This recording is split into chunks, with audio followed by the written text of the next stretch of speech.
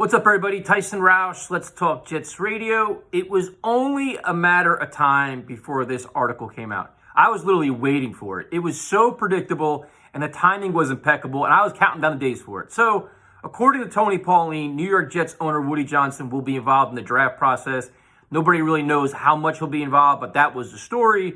Now, in this day and age, you got to try to figure out who you want to believe. And it seems like on social media, fans only believe guys when the story is something that they want to believe in. If they don't like the story, they don't believe in the reporter.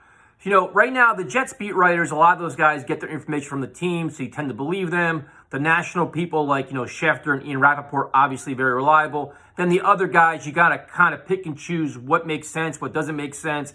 Is it clickbait? This is a very hot time of the year, so any kind of football content gets quickly consumed, so you can get thousands and thousands of views. Jets fans are very passionate, very supportive of Twitter accounts. So you fire something out on Twitter, you're going to get all your instant reactions, which a lot of people want. Your Twitter impressions go up, which is important to get sponsors and advertising. Now, Woody Johnson coming back, obviously, the only role he should play in this draft process is to be calling the prospects once it's done, saying, welcome to the Jets. And he can't even do that right. Those conversations are completely awkward as well. So hopefully, since last year, he's figured it out and actually can speak a little bit more intelligently and more like a human and act just like a normal person. But, to think that he has any involvement in this draft process is ridiculous. And I'll say this, I just don't believe it. But if it is true, it's beyond concerning because finally you have football guys making football decisions. Joe Douglas and his staff are doing a phenomenal job. They seem like they finally have this team going in the right direction. The last thing you need is a clueless owner having any kind of say.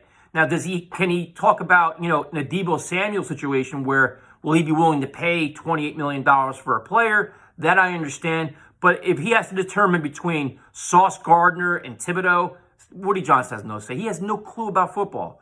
So for now, I'm going to say that this article, I think, is just, I think he'll be in the room. He's the owner. I don't think he has much of a say at all. If I'm wrong, feel free to bring this up and we'll just discuss it. But if I'm wrong, that would be a complete disaster. That'd be the same old Jets. That'd be the same owner that brought in Team Tebow and made this team a mess.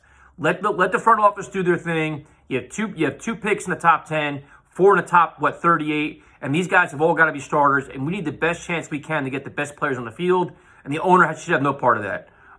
Thank you to everybody for watching all the interviews I've been doing. This is all kind of new, trying to do collaborations and figure out how to do it and the editing and everything else. So definitely appreciate it.